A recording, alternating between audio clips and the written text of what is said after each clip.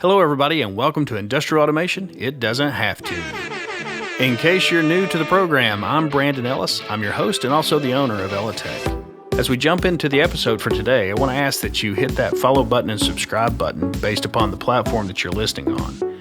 And if you're listening specifically on Apple Podcasts and Spotify, and you enjoy what you hear today, leave us a 5-star rating and review. We sure would appreciate it. Now that we've got the marketing out of the way, I just want to say thanks for tuning in. So let's get started.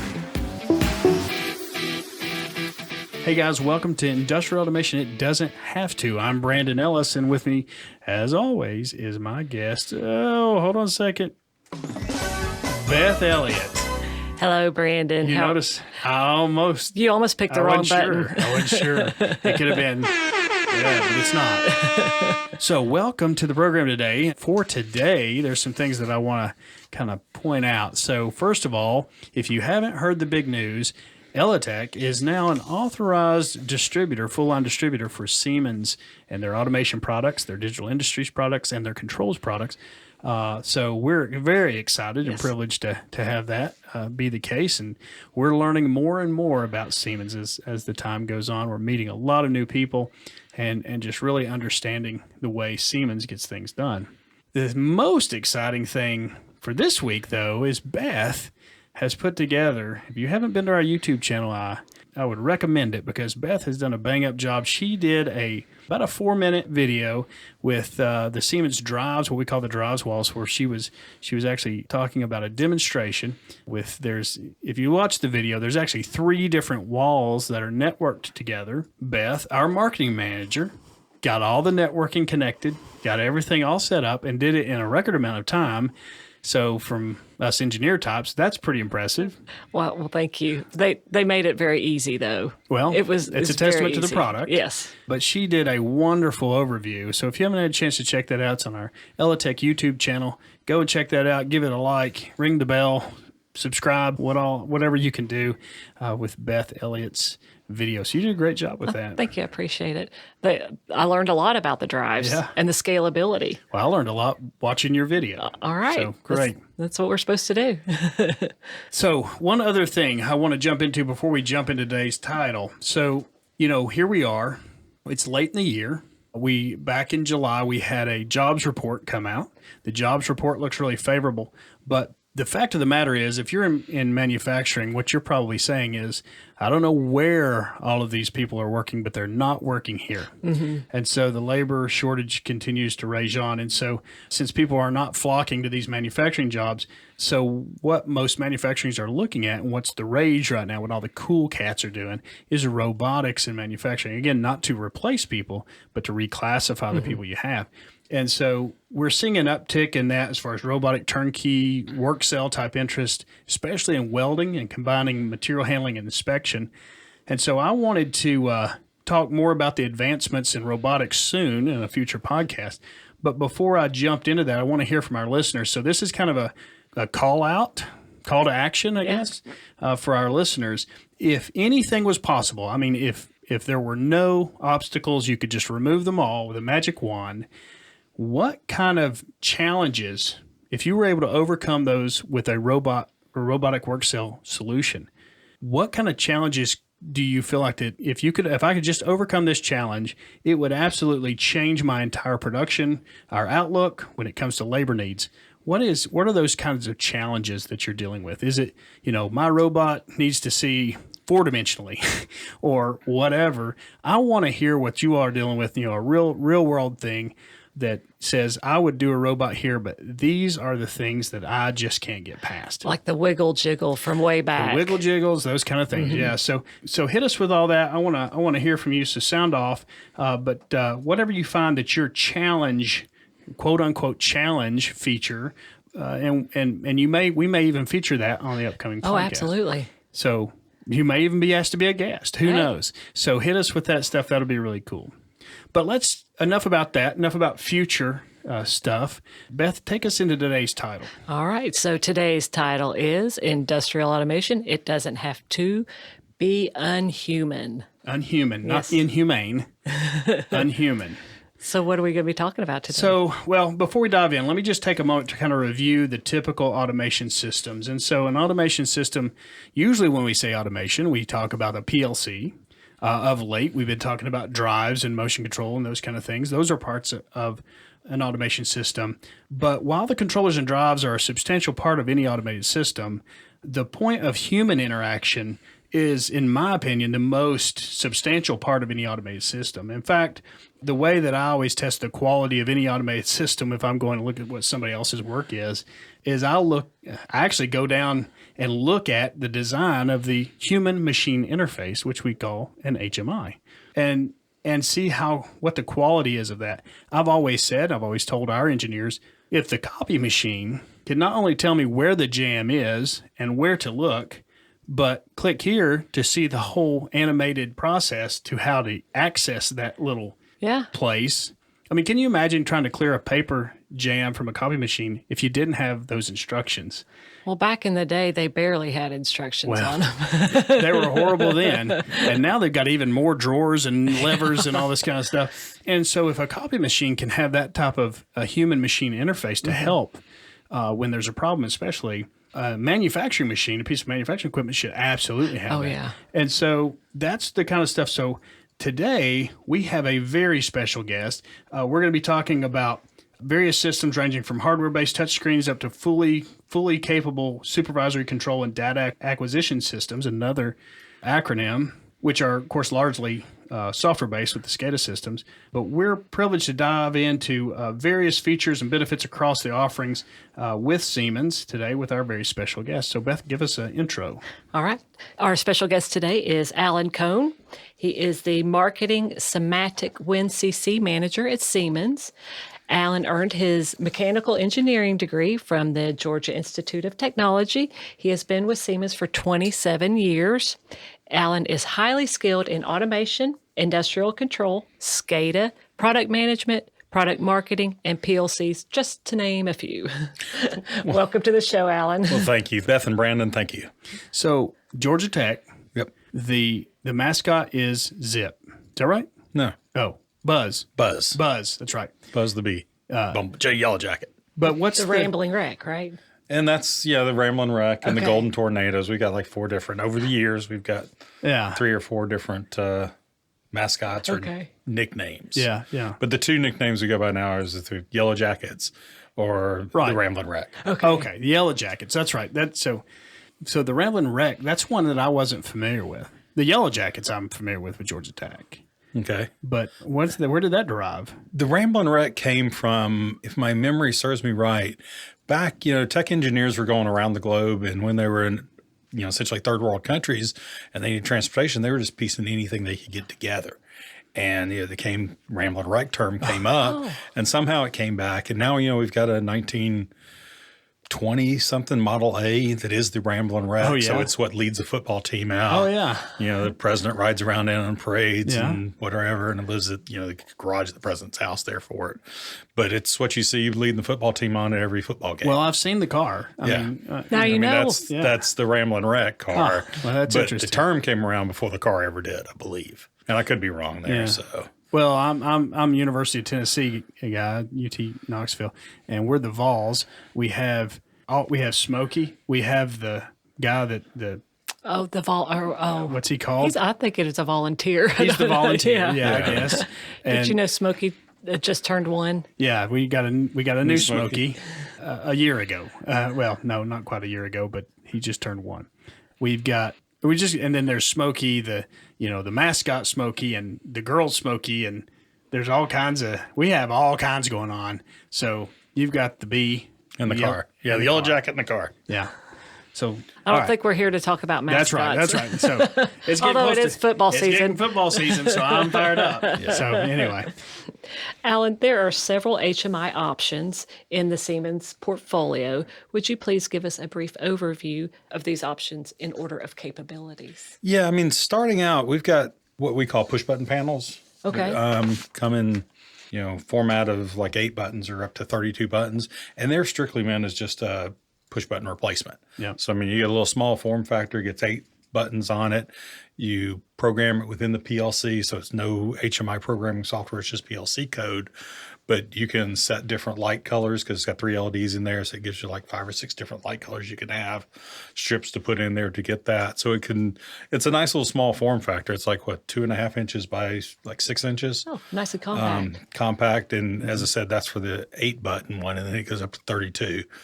And they also have safety outputs on or inputs on them. So you can wire in an e-stop into that too. And then it communicates back to the PLC over Ethernet. So that's just very basic push button replacement. Then we've got our basic panel line. And that's meant for simpler HMI applications. Maybe you're peeling it on small machines. We're using a small 1200 series PLC or some other brand PLC in there, but you're looking at small machine controls. Hey, I just need a few simple screens. I got a couple hundred tags I'm working with. If I'm working with that, I'm doing, I'm not worried about data retention. I'm not worried about recipes or anything, but I do have alarming in there that I need to use that. Then a basic panel fits. Is that the ones I think I've seen are monochrome, but are there also color? They're color. Okay. We still have a few monochromes. Those are getting phased out because color LCDs are just so much cheap now. Yeah. I think probably pay more for the monochrome, but not much more, if anything. Yeah. But so everything's moving away to color, and they are, the basic panels have 5 function keys on them that you can program, but they're also touch screens. So most people use touch screens, but then you have the 5 membrane keys there if you need them. Then we step up into our comfort panel line, and this is our bread and butter line. It's been around for a while, all our functionality and everything's in with those. And they start 7-inch screen size and go up to 22-inch, available as touch screens or as keyboard units. Okay. So if you still wanted, older technology, use keyboard units, or used to use a lot more keyboard units, but everything's now switching more towards touch screens. And those, I said, if you need to do data retention, they come with that. It comes with slots for memory expansion for data storage, whatnot. Ethernet communication, serial communication on those. And you can, lots more advanced functionalities are built into those. Said recipe management's in there, historical data, trending and alarming are, of course, are both basic in that. But with the comfort line, it's instead of just the traditional mount on the wall or mount in the box there panels, we've got several other varieties. We've got a mobile panel built on the same technology, which is a tethered, so it goes back to a junction box. But the advantage there is, we've got one customer uses it, they set up tooling with it, and they're welding pipelines or pipes together and everything. So they can walk around the machine with it and test everything and make sure they've got all the sets set there before they turn the machine on and they realize they're breaking dies and whatnot they're using. So it just gives you the ability to move around the machine. You can also walk down the machine and plug it in different parts with the junction boxes. So those are a line of mobile panels. Now, let me stop you right there. That's something I saw on the drive walls. Yeah. Is that quick connect? Yep. I can't remember what it was called. It was like something portal or something like that, but it was just a quick connect. It reminded me of an air fitting connection, but it wasn't. It was a spring-loaded little quick connect for the HMI, and then you just unplug, and it keeps it good and secure, that kind of thing. And you can just put those down the line, and you can just do these. That's for the mobile panels. Yes. To just stick. And I thought, well, that's a perfect thing, because every time my experience with mobile panels is you have one, and it's tethered, and as far as that's it. That's as far as you can go. You can't really unplug it and move it. But that little feature is just an example of the thinking that comes into play to say, we need to be able to move this to multiple machines, multiple places, or down a line or something like that. Just unplug, come over here and plug this back in. It's got power. It's ready to go. It's communicating. It's all pulled together. Yeah. Yeah. I mean, we also have people that use them on guided vehicles. Yeah. So they're carrying machinery or parts of the machine around or parts of the equipment, and they'll just follow it around and use it to guide it as they go down the from one part of the plant to the other part of the plant with the equipment. And it's got the e-stop integrated as well. Yes. Yeah, we've got ones with and without the e-stop in it. So, and different junction box, whether you're going e-stop or not, because we've got, technology relay setups in there that says, hey, if you pull it out, it's not going to automatically trip the e-stop, so it'll close the circuit for the e-stop, keep it all machine up and running with it. So, but full safety certified on that e-stop and everything. That's awesome. We also have a line of what we call pro panels. We term Pro with a lot of different stuff with Siemens, and we use it as protected. So there we take the panel, we mount it in an IP65 enclosure that's really form-fitting to the panel itself, and then it's set up for you to put it mount on a swing arm or something. So you don't have to worry about going out and finding the right size box, gray box, cutting a hole in it, and trying to make that, adapt that. It's like, hey, just mount it up to your swing arm and run your wires through it, and you're all set. That's interesting. So Pro doesn't mean... I thought professional. So it means protected. Protected. Because we got the ET200 Pro as the IO that, once again, it's designed just to mount on the side of the machine. Doesn't need a box or anything. So it's all IP65 NEMA 4 ratings. Yeah. And then after that, we've also got some specialty types. We've got stainless steel versions. So if you're in an environment where you need that, food and beverage, so you need to do cleaning and stuff like that with caustics, we got the stainless steel ones. Sunlight readable. We've got, in those, we've just got a few different sizes of them. We don't have the full broadband there, but the sunlight readable, we changed it out the screen, changed out the touch screen so it's something bright and helps reflect some of the sun back so you can make sure you see the panels and everything's not washed out. And that, are you talking about the Comfort or the Unified? Those are in the Comfort line. Okay, so you're just talking about, okay. Yeah, this is in the Comfort line. With the Unified line, that's our new line that we've just released back in into 2019 it came out. So we're still really getting it up to speed and reduced or introduced out into the market.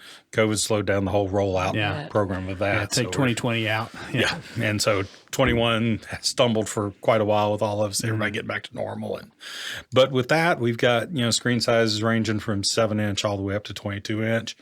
The big difference with the Unified panels, well, we, of course, upped all the performance specs off the regular Comfort panels, but we went with multi-touch technology. Okay. People are getting used to all the multi-touch with all our pocket PCs, our phones and everything in our pockets, and swiping and gestures and stuff like that. So we're starting to add that functionality into HMI panels, and to do that we needed the multi-touch. So all the Gen Zers and whatever comes after them. It'll be intuitive for them. They just got fired up because they want gestures and all that kind of stuff. Yep. So that's in there. And we'll, over time as development, is continuing to work on, we're going to release, I think the Pro version of those are slated to come out in the next 6 months or so. We've got some stainless steel frames that you can add around the existing mobile panels to give them a stainless steel design, hygienic design coming out, daylight readables on the workbench. It's just development's just working through the cycle to, redo all the packages. But we should, in the next 3 years or so, have every different variant that we have now. I mean, the mobile panel may be one of the last ones coming out, but we do have a Unified basic panel that's slated to come out first part of next year. Unified basic. So the basic is moving up into the Unified engineering platform. And the Unified platform is just our new engineering or new HMI platform. We used to have machine level and SCADA level, and we had a hard break between those two. But with Unified, we say, hey, let's start blurring the lines between what was SCADA and what was traditional panel level. And when I talk traditional panel, you're talking about dedicated operating system down on the device, machine level application. But with Unified, we're saying, hey, let's just design the visualization you need, and then you pick the platform you actually need to run it on. So there will be stuff that requires a horsepower of a PC maybe, or a lot of higher level options that we say, this is PC and it came out of the SCADA world. So, it's not intended for the panel space. But the whole thought is we'll have a fully scalable. So whether you're working with a 4 or a 7-inch panel or a server multi-client system, you can scale your application all the way through that whole area. Right. So that's the idea behind Unified. Yeah. Grow with the need. So, and you mentioned that a little bit. So the HMI series, you've gone kind of through the HMI hardware for sure, but you mentioned kind of a software base. So there's PC based, what we call soft HMI. And then, of course, you mentioned SCADA. Yeah. Again, SCADA is an acronym. SCADA. And it stands for Supervisory Control and Data Acquisition. And HMI stands for, Beth? Human Machine Interface. That's right. So there you go. So we love acronyms in this business, in this industry. Yes. But there is a definitive difference traditionally between HMI and SCADA. So you talk about blurring the lines. So what kind of give us a 30,000-foot view of what's the difference? When would you use an HMI versus using a full-blown SCADA? And I'll just go ahead and add, a SCADA system typically costs more than an HMI, even a PC-based soft HMI system, correct? Correct. Yeah. Yeah.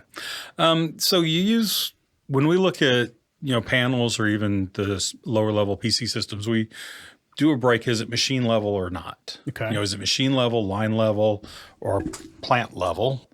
Machine level, line level, that's where you start looking at, hey, a traditional panel at machine level. Maybe we put a PC and we do line level control because we're controlling multiple PLCs or pulling information off multiple HMIs out there. And then SCADA would be plant level. I'm looking at the whole plant, everything that's going on in there. Some of the reasons people go towards soft HMIs, as you mentioned, is maybe they want to run other applications out there. So they want to put a PC out there to run the other applications, or their application is just a little bit larger than what the hardware within the panel can handle. So they need the, better processing power, a little more speed, a little more memory capabilities.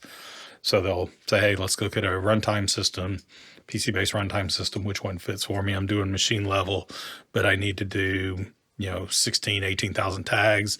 Well, okay, or 16, then we can, it's over what we designed the panels to run.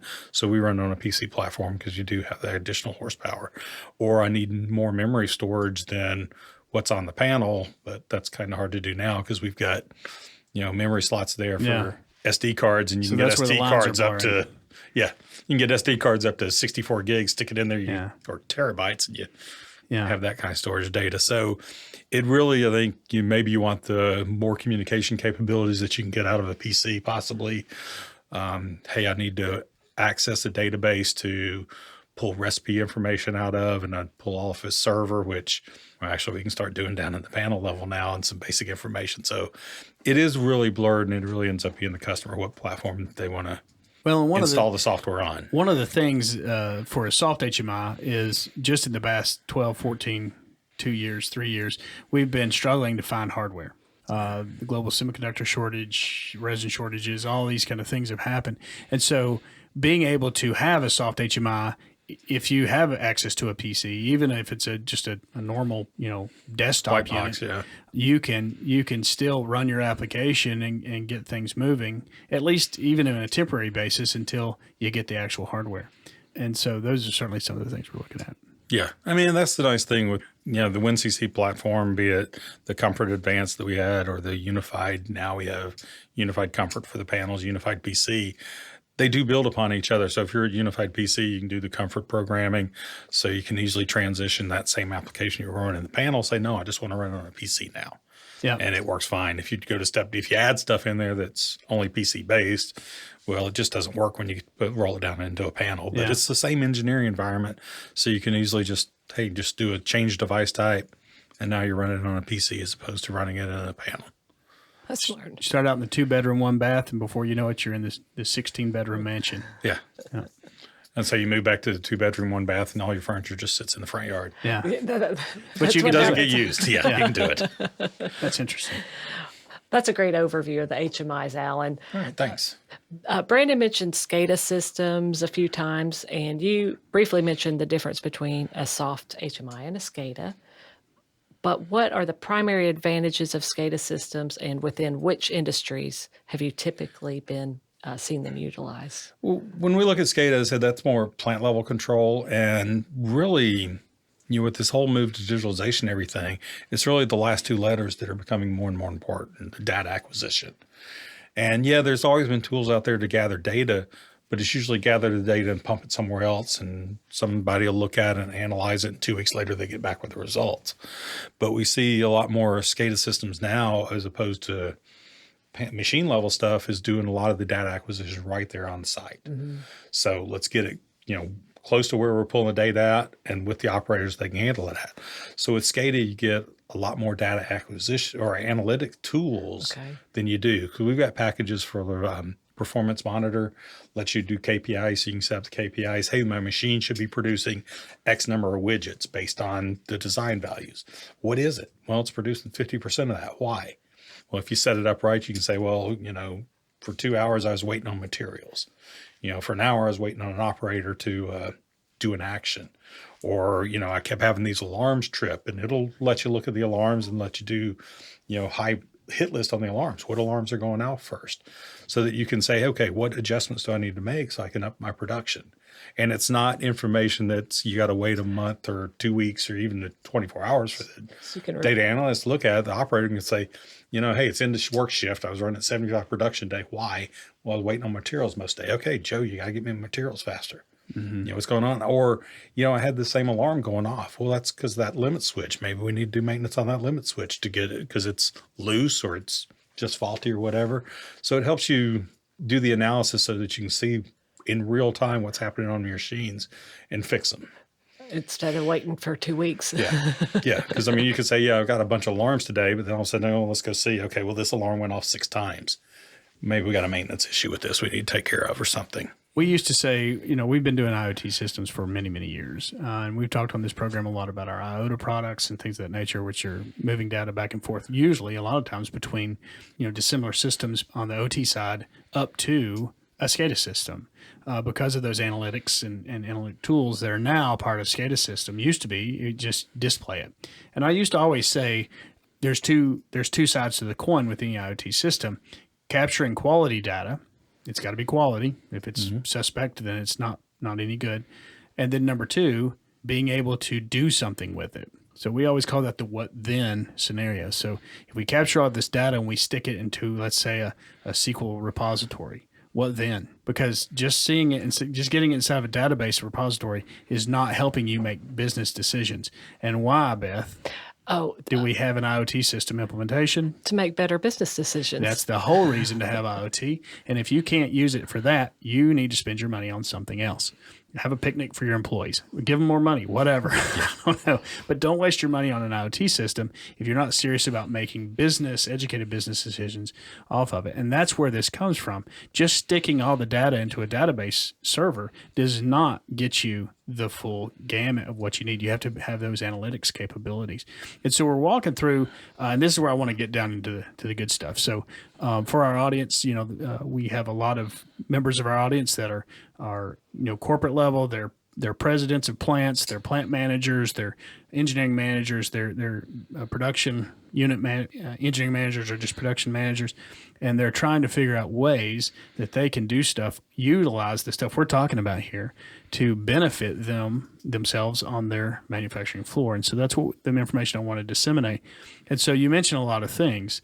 The analytics is really the third side of the coin, if you will, because capturing the data, number 1, we got to harvest the data. Number 2, we got to store it somewhere. And then number 3, we don't need to just visualize it.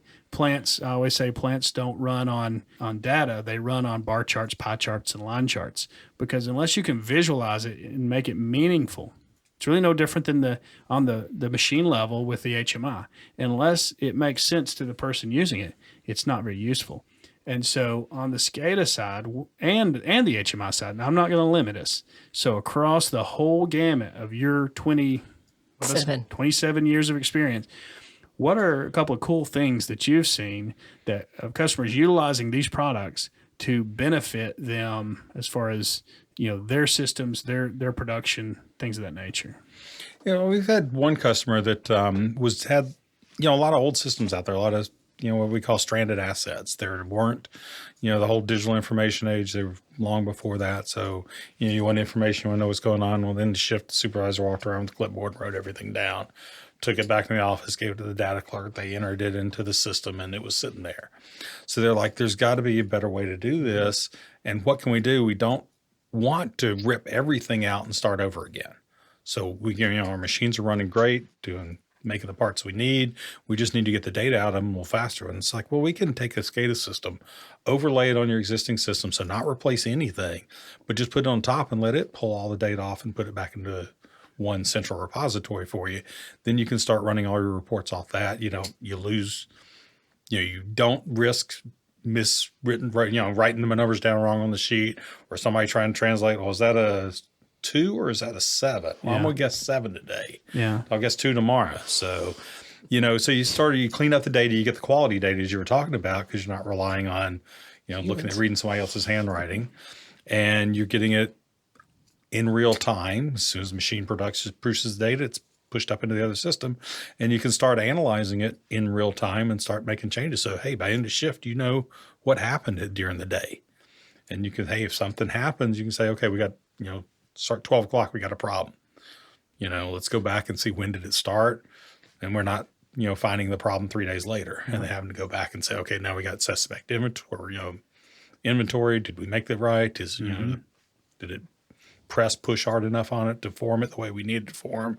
Yeah. And all this other stuff. So it really gives you, that's where we've seen with this one customer really helping them out by being able to get them the data a lot faster and collecting it all and getting in one place as opposed to sitting around on a bunch of, clipboards. Well, and then with the growth plan that you talked about, the building blocks, you get that to that SCADA system at the plant level, but now you can grow into the SCADA system that handles all the plants.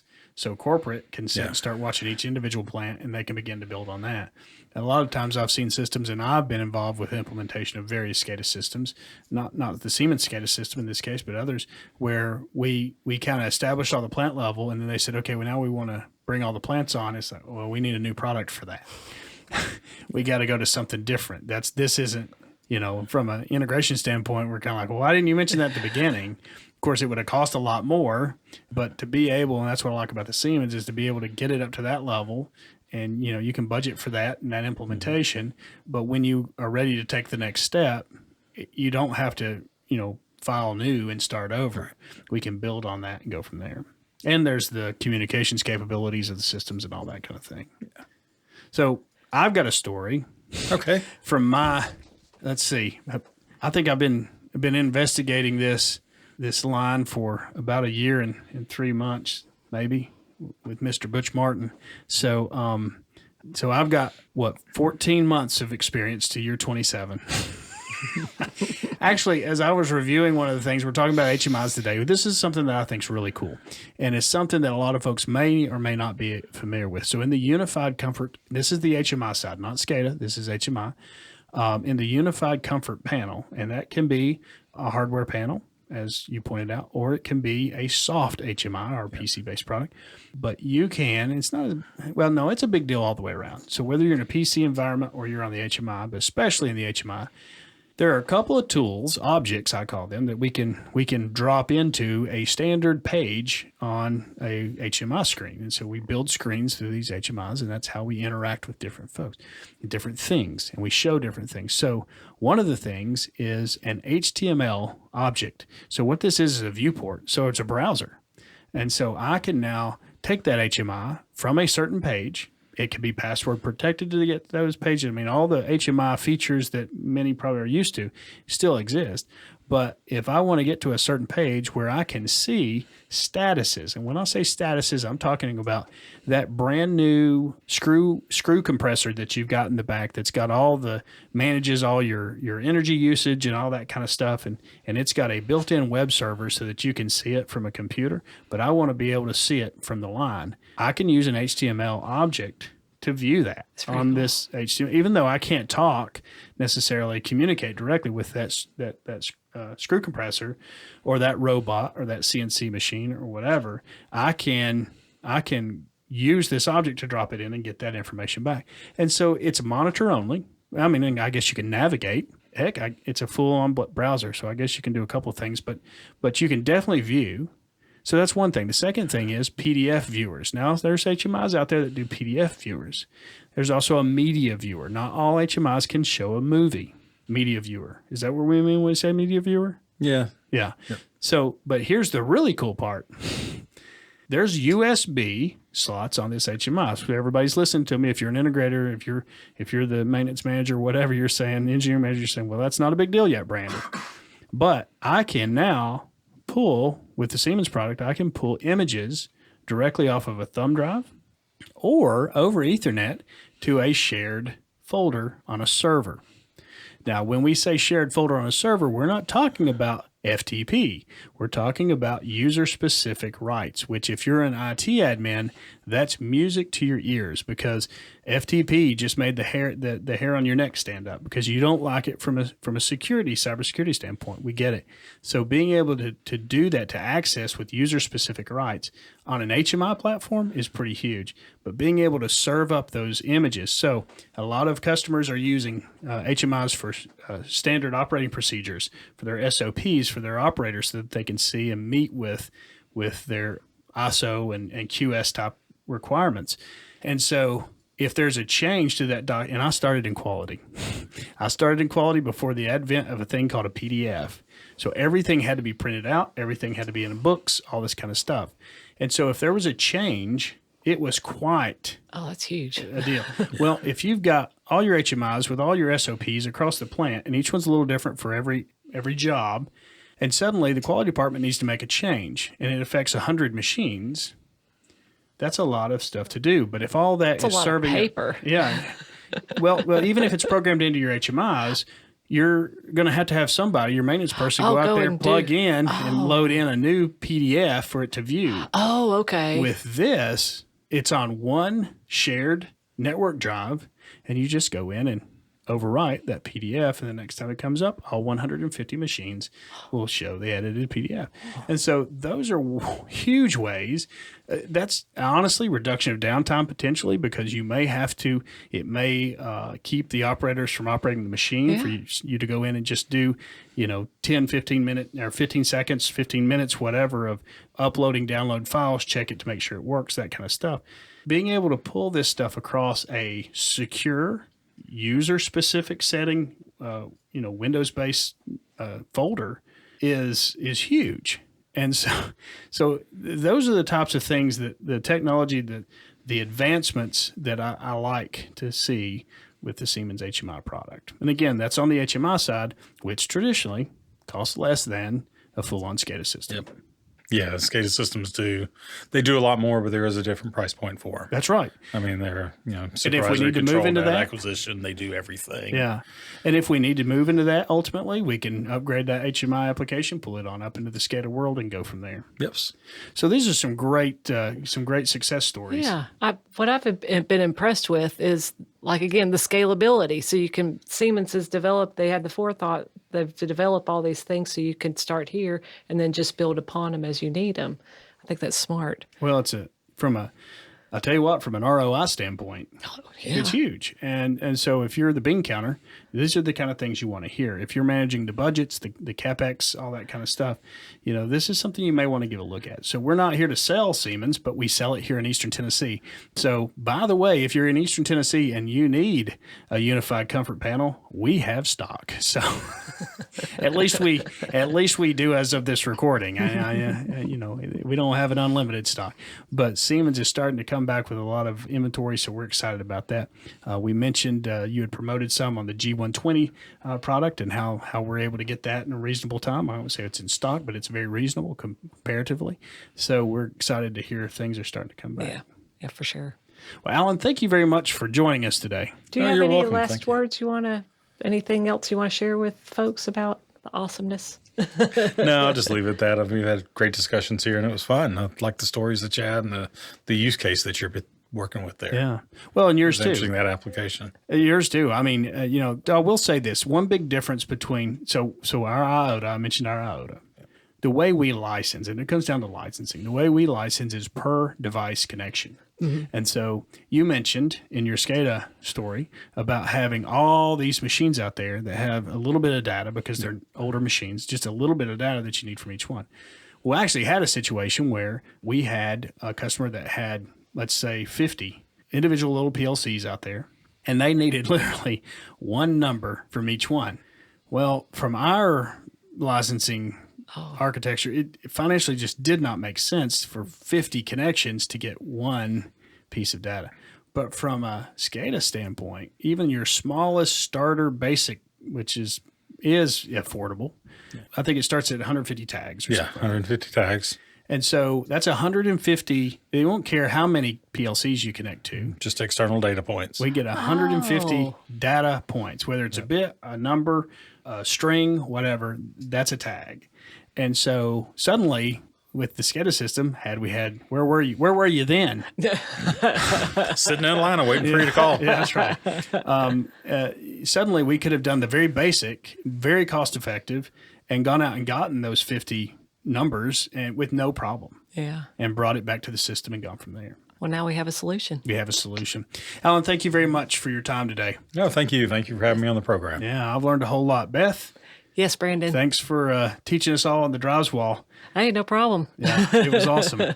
So, guys, thank you very much for joining us today. I'm not going to hit you with too many sales stuff because Beth's going to pin that on at the end. But thank you very much for joining us. Remember my call to action about robotics. So hit us up, comments, call us, email us, whatever. You fill out the contact forms on the website, all those kind of things. I want to hear what you all have to say. I don't care if you're an integrator, an end user, production manager, plant manager, or the janitor. I want to know what you think, if this one thing could come into play for a robotic work cell. Boy, if we could just do that. And this is throwing Brandon's four reasons to automate? Yeah, on the robot. Yeah, the four easy things when you know you have a robotic process. Well, to that's automate. one. That means it's a no-brainer. Yeah. Okay, so this is, you don't even have to, you ignore all that. That's the, if you're hand looking for behind the back. a no-brainer, we need to put a robot on this. We don't even need to think another second about it. Blindfold, if the operator can do their job with a blindfold on, with one arm tied behind their back and with their feet planted still, planted on the floor, then those three things. Was there a fourth thing? There was a fourth. We'll have to brush up on that. They can't move. They can use one hand. Oh, mitten. Oh, no, mitten. They had to have a mitten. A mitten on. So everybody, a mitten is not a glove. A mitten has a thumb, and then that's it. The rest of your fingers together. So if you can do it with that, and you say, yeah, that operator could do that job with no problem, you need to reclassify that person and move them somewhere else. So that's what you're talking about. What I'm talking about is throw it all out the window. Okay. If you need your robot to have a jet engine on it, to levitate, to move over, and I don't know, some kind of Elon stuff, I want to hear that, because I don't know about the jet engines, but there may be some new technology out there that could get you close. Yeah. And so that's what we want to talk about. That's a future podcast. I'm not promising that for even this year. I want to hear the feedback, and then I want to see how outlandish it is, and we'll go from there. So, guys, thank you very much for joining us. Industrial automation, it doesn't have to be unhuman. That's right. Thanks, guys. All right. Thanks. Hey, guys. Thanks for checking out today's episode of Industrial Automation, It Doesn't Have To. I hope you enjoyed it. If so, make sure you give us a rating that's pretty doggone high, and do that everywhere you listen, including Spotify and Apple Podcasts. We'd really appreciate it. Also, don't forget about our website. That's www.ellitek.com. That's ELLITEK.com. If you want to reach out to us there, you can fill out our contact form. We'd appreciate it. Also, you can email us at info@ellitek.com. And certainly for those of you that still like to dial the phone, give us a call, 865-409-1555. We'd love to hear from you.